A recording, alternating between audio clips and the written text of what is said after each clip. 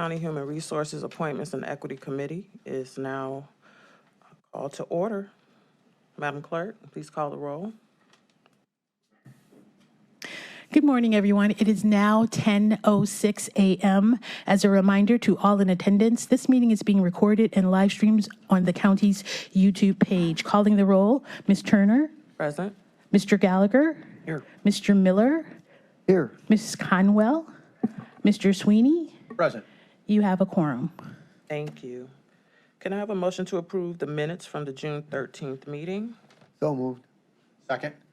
Moved by Miller, second by Sweeney. All in favor? Aye. All opposed? Okay. Madam Clerk, please read the first item, only item, into the record. Resolution 2023-0178, confirming the county executive's reappointment of various individuals to serve on the Cuyahoga County's Tax Incentive Review Council for the term January 1st, 2023 through December 31st, 2026, and declaring that the necessity that this resolution become immediately effective for the following reappointments: Greg Huth, Susan Infeld, and Sarah Parks Jackson. And Madam Chair, I just want to let you know that we did not receive any public comment. I'm sorry. That's okay. Thank you. Okay, so we have a proposed substitute that has been submitted for consideration. This proposed substitute changes the language related to Sarah Parks Jackson from a reappointment to an appointment, as this is her first term, to the Tax Incentive Review Council. And we have this distinguished gentleman in front of us. Could you please state your name? Thank you, Councilwoman. James Boyle, County Council staff member.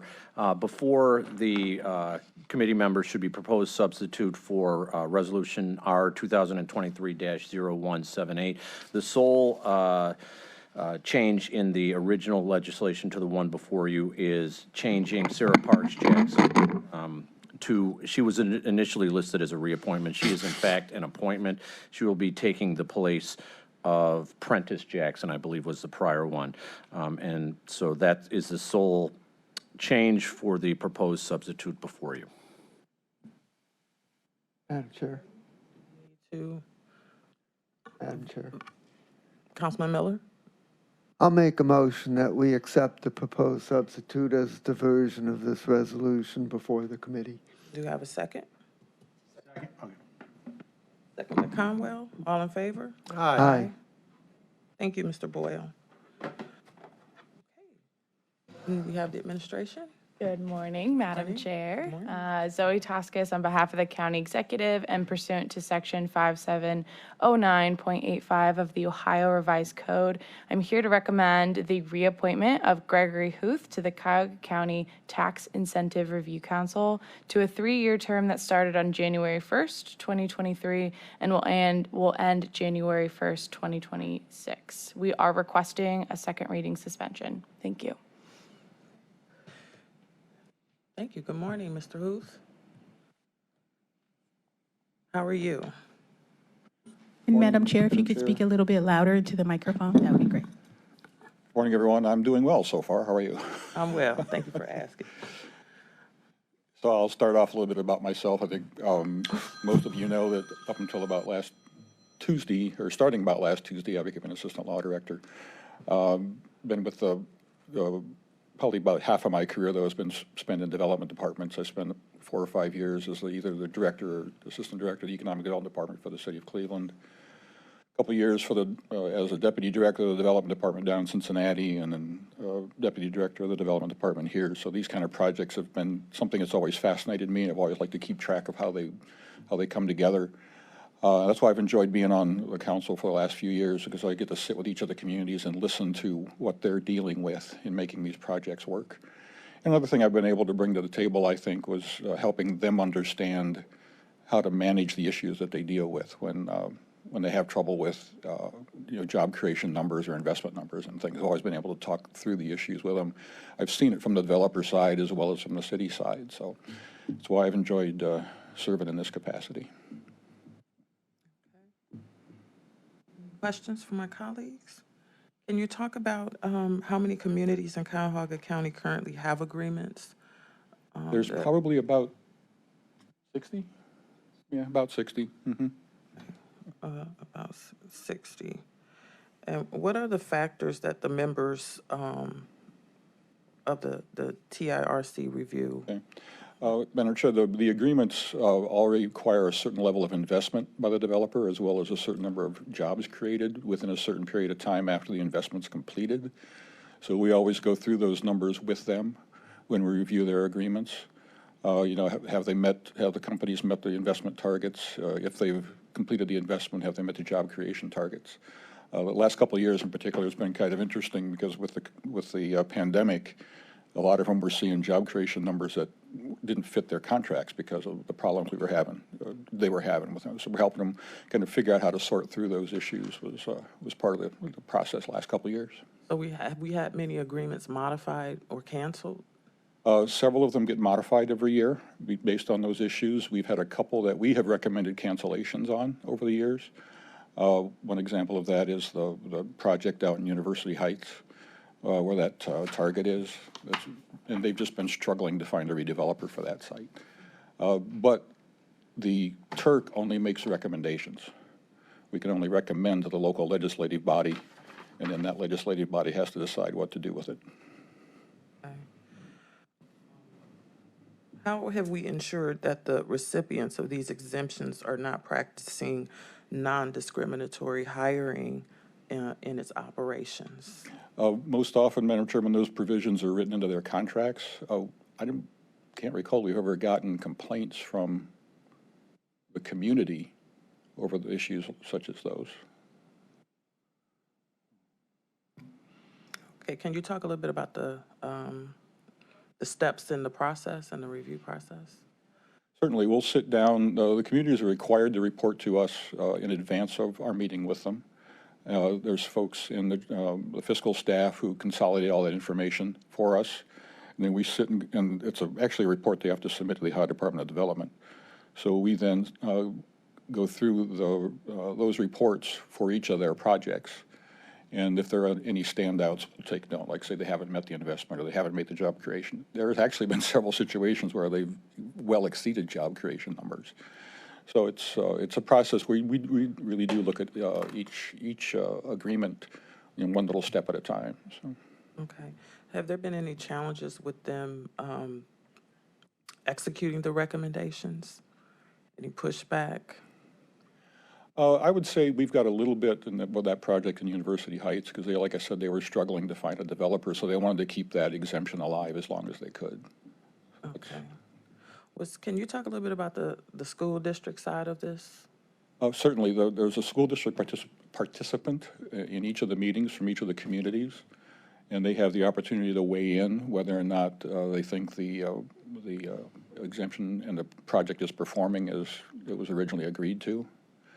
I don't recall that we've ever gotten any objection from any of the school districts.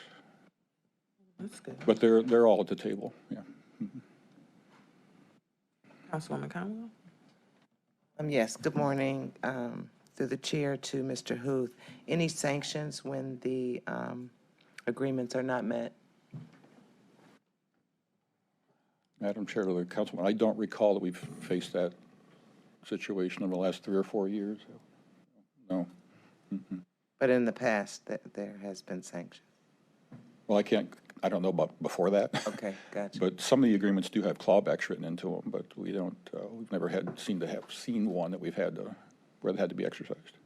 Okay, and you mentioned earlier when Turk makes a recommendation to the governing body, is that in person or is that in written format? No, we submit a written recommendation to them. Mm-hmm. Thank you. Councilman Miller? Madam Chair, to Mr. Huth, so far, have you seen any change in tax incentive policy in the new administration as opposed to the prior administration? Madam Chairman, the Councilman, these aren't incentives of the county grants, so that wouldn't be reflected here. If you're talking about the county administration. Yes. Yeah, so the county doesn't grant these tax exemptions. but still, we would have some discretion on whether to apply a particular incentive to some project. I'm Chairman of the Councilman, I don't think so. This is all, under the ORC, this is all granted to the municipality. Am I missing something? Yeah, Madam Chair, to Mr. Huth,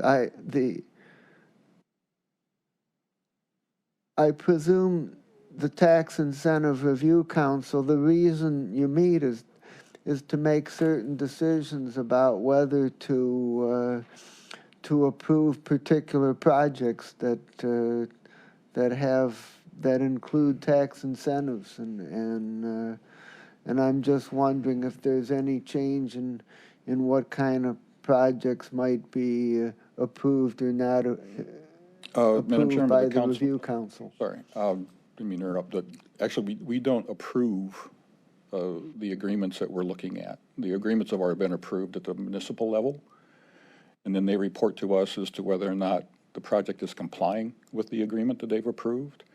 And then the TURC can make a recommendation whether or not to terminate it or extend it or modify it. But in any event, our recommendations go back to the legislative body of the municipality, and then they decide whether or not they want to accept or reject the recommendation. So we don't approve, this isn't an approval body. It's basically a way for us to kind of keep track of what's going on out there. Okay, well, I guess I assumed a little more authority for the Review Council than maybe what it has. Authority we wish we had, yes. Yeah, okay, thank you.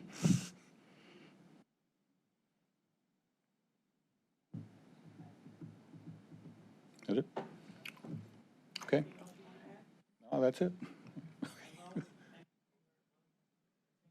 Madam Chair, your microphone. Sorry. I heard. Again, you heard me. I want to thank you again for your willingness to continue to morph yourself into new roles for us. We appreciate your service on all levels. Thank you. Thank you. Okay. Next. Good morning, Madam Chair. Zoe Toscas on behalf of the County Executive and pursuant to Section 5709.85 of the Ohio Revised Code, I'm here to recommend the reappointment of Susan Infeld to the Cuyahoga County Tax Incentive Review Council to a 3-year term that started on January 1st, 2023 and will end January 1st, 2026. We are requesting a second reading suspension. Thank you. Good morning, Mayor. Oh, hello, Madam Chairwoman and council members. I'm Susan Infeld. I've been serving on the Tax Incentive Review Commission for, I think, the same length of time that Greg Huth has for the past 4 years. I work in the County Planning Commission. I'm the manager of planning initiatives, so I work on a lot of projects that benefit municipalities, whether it's guidebooks that tell them how they can seek better economic development incentives for their developers who might want to come into the community. There was a special improvement district guidebook that I had developed.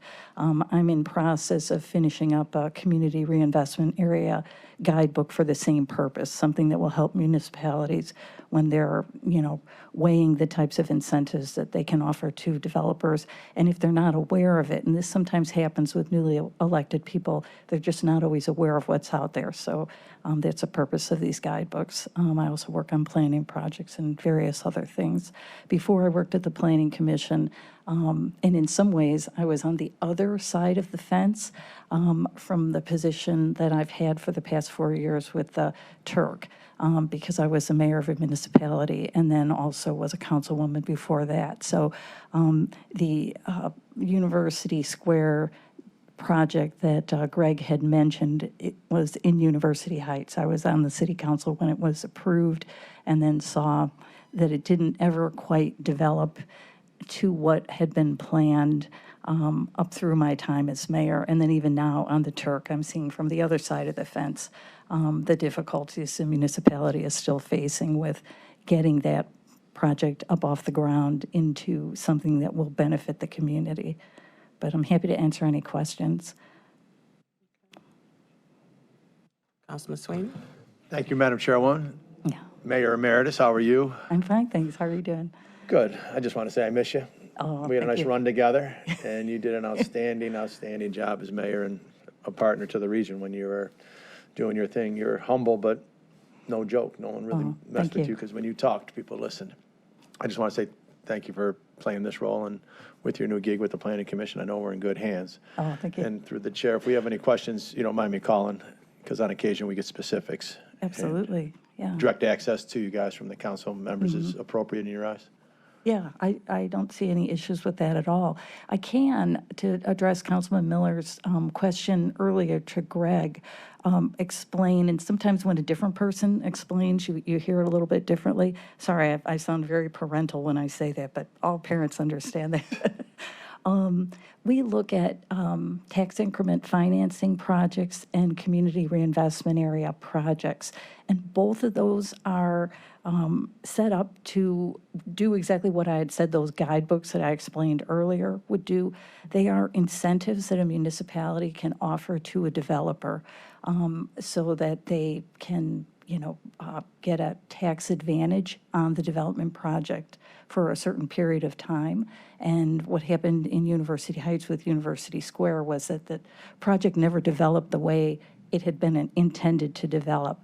What we see is not so much that. We generally see projects that are pretty much on target, but as Greg had said, with COVID and the pandemic, sometimes when we saw that the job numbers weren't what they were projected to be, there were explanations, and we hear that. And so our role really is according to state law. State law allows municipalities to offer these incentives, and then also requires that there is a regional, in this case, our county review board, that just checks on these things annually.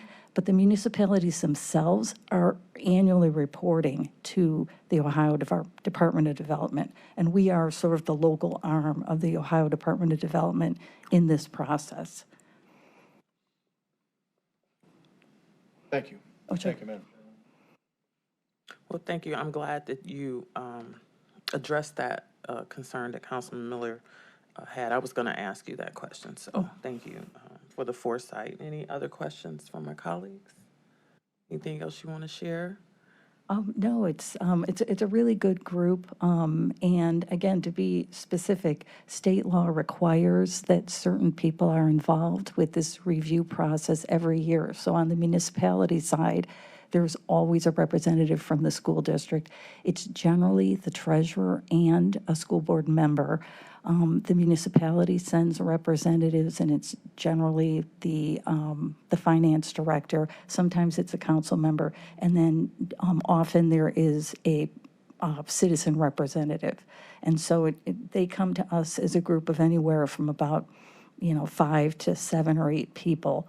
And then, we're the static group. And then, we just talk back and forth about how things go. So our only authority is to really not recommend a continuation. And that's something that we take very seriously because we recognize that the municipalities offer these incentives. And, we're not trying to get in the way, we're trying to assist.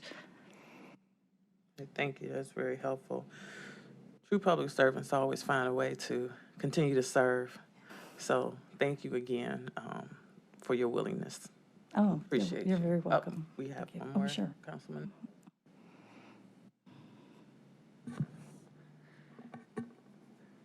In the past several years, can you give me some idea of how many recommendations not to continue have been issued and when those recommendations have been made?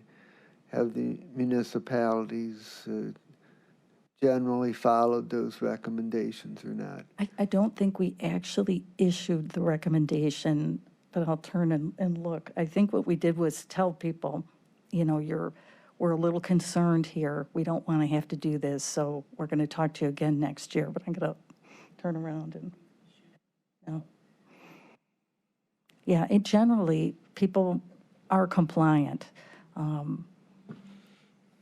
So, no need to carry a heavy stick on our part. Sure. Through the chair to Susan, how often does this body meet? We meet in the summertime throughout the summer months, and we're meeting with a number of municipalities. There might be, as Greg had said, about 60 agreements that we're hearing about, but sometimes there are multiple numbers in a single municipality. And so we might be meeting with, I don't know, close to 30, 20. Yeah, we meet annually. We are meeting in the summertime because there is a reporting deadline that has to be met by the municipalities in the early fall. So, So we're busy in the summertime. summertime? Yeah, Okay. where we have. From like June to August or something like that? Right. And that gives them enough time to get in whatever they do. I'm just trying to understand a little bit. If there aren't sanctions, just trying to see what our role is here. So we have, you guys make recommendations, so in specifically to the University Heights issue, they couldn't find a redeveloper.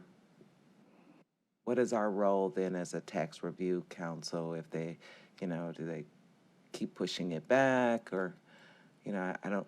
Well, that was something that, had a lot of legalities involved. The prosecutor's office was involved. A typical thing would be that we would look at, a small development, a new hotel. I'm going to give an example, in Independence, that was building the hotel. And in order to get the incentive, there has to be, depending on whether it's the community reinvestment area or the TIF. For the TIF, there has to be a public improvement, so they might be building roads. And that's the improvement that the public can enjoy and justifies the tax incentive that the municipality gave to them. The community reinvestment area is a tool that can be used to encourage developers to come to develop, to create jobs. And by saying to them, you can pay less in taxes for a certain period of time. And so we're kind of looking at two different incentive projects. And so the example I gave would be a hotel that is building that says we're going to, they come to the municipality and say, we want to build in this location. And that municipality says, well, how is this going to benefit us and our community? And they'll say jobs in general. And this is a tool that the state offers to municipalities that allows them to extend that tax break for a certain period of time to a developer, and in return, get more jobs into the community. And so those jobs generate more businesses and taxes in themselves. So through the chair, how is it determined which project gets the incentives? The municipality determines that. Yeah, that's a really nice toolbox that they have, that they've got these two buckets of tax incentives that they can offer to developers when they're building something. Okay, so they don't have to grant it, and they don't have to. No, because legislatively, they determine, what the incentive is going to be, and they have their own legislation, and they have to file this information with the State Department of Development so that the state is aware of what that tax incentive is. And then our role is just sort of the local arm of this State Department of Development to just keep in touch with these projects, make sure that there's an opportunity for some dialogue back and forth. And that's why it's really helpful to have somebody from the county law department. And I think in some ways we're specifically chosen for our skill sets. Which specific taxes are they? Property. Okay. Want to be clear. Yeah, Thank you. sure. Great questions from all of my colleagues. I know their have increased my knowledge this morning along with both of you as well. So if there are no further questions, we want to thank you again for your time and commitment to continuing to serve. Thank you very much. Thank you.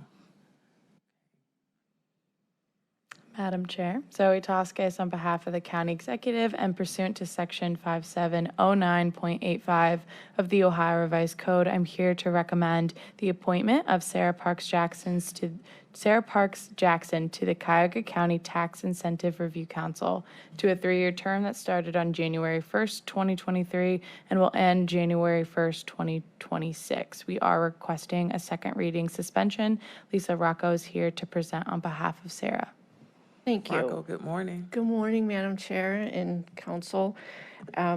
So just to continue the conversation. Ms. Rocco, Yes. could you I'm state your name for the record? Lisa Rocco. Thank you. Sorry.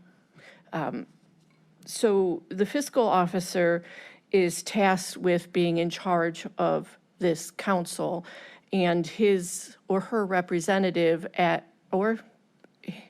fiscal officer is the chairperson. So I was the chairperson representing the fiscal office for the last 6 years. I am now passing it on to Brian Dunn, who is in the role of interim Director of Operations for the fiscal officer. And so the fiscal office has recommended Sarah Parks Jackson to replace Prentice Jackson.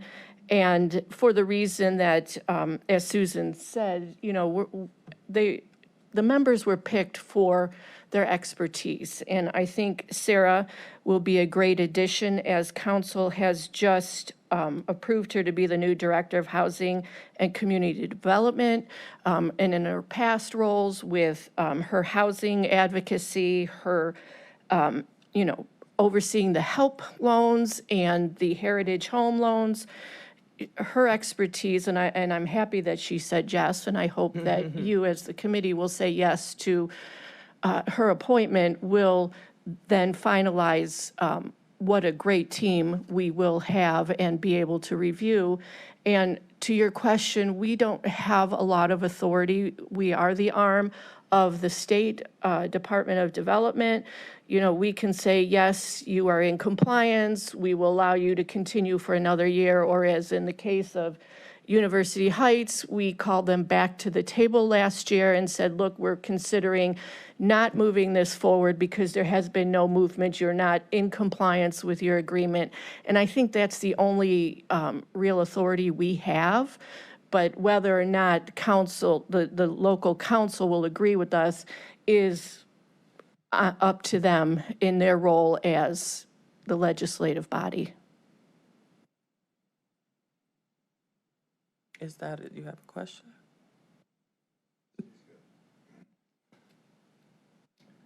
Freebie.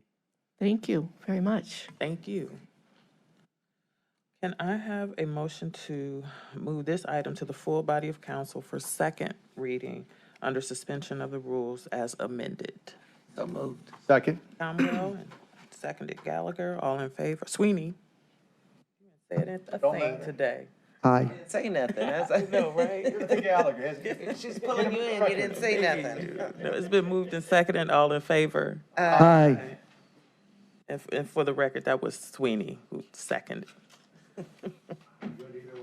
We're ready to hear from you, Gallagher. You didn't say anything today. He brought the chill. He always seeks the chill mode.